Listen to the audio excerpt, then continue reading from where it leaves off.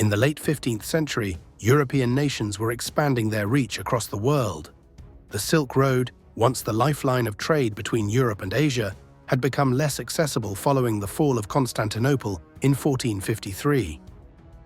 The Ottoman Empire now controlled key overland routes to the east, making spices, silk, and other luxury goods from Asia more expensive and harder to obtain. As a result, European powers began searching for alternative sea routes to Asia.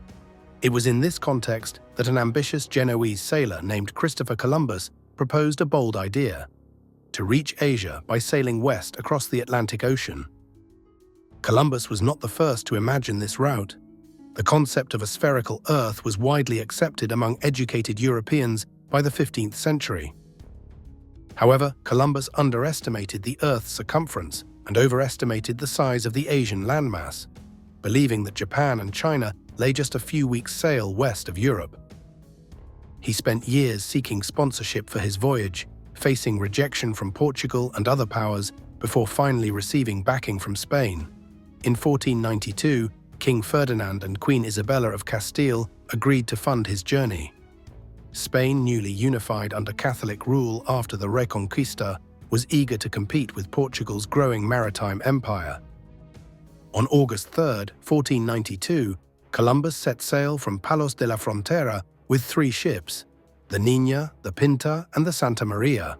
After a stop in the Canary Islands, the fleet crossed the Atlantic, guided more by determination and hope than by accurate charts. After over 2 months at sea, on October 12, 1492, land was sighted. Columbus and his crew had reached the Bahamas, although he believed he had arrived in the East Indies.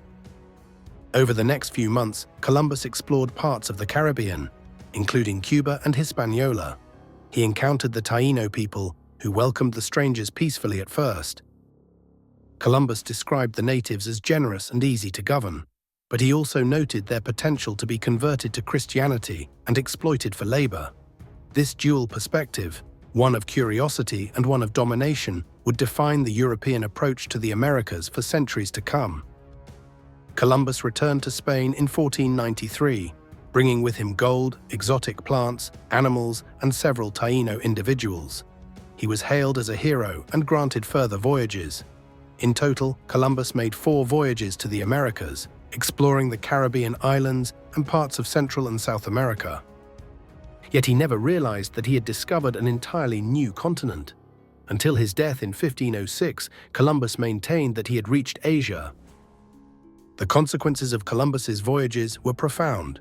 His expeditions opened the door to European exploration, colonization, and conquest of the Americas. European diets changed dramatically with the introduction of crops like corn, potatoes, and tomatoes, while Native American populations were devastated by diseases like smallpox and measles, to which they had no immunity.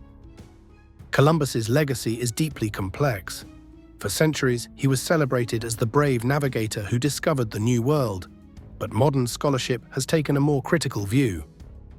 While he did connect 2 worlds in a way that reshaped global history, his actions also initiated a period of violent conquest and exploitation.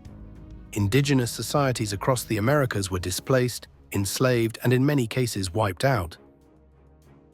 In the next episode, we will turn to another early explorer, John Cabot, whose voyage under the English flag laid the foundation for England's later claims in North America.